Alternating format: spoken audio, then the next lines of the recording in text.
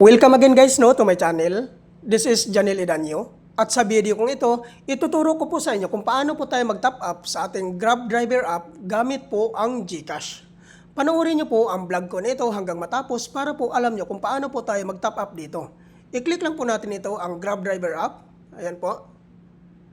Ngayon po guys, nandito na po tayo ngayon sa dashboard po ng ating Grab driver app. Makikita po natin dito sa bandang itaas, sa right side, andyan po yung profile natin.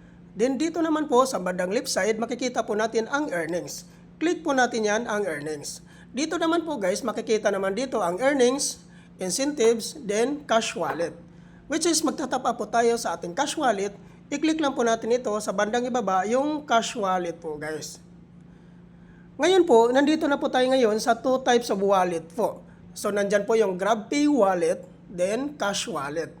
Ang gagawin lang po natin dito guys ay dito po tayo mag-top up sa ating cash wallet. Unlike po kasi doon sa Mobit driver app po natin, no? So doon po tayo nagta-top up sa ating credit wallet. So ngayon po dito po tayo sa ating cash wallet. Diyan na po nagbabawas si Mobit sa ating cash wallet.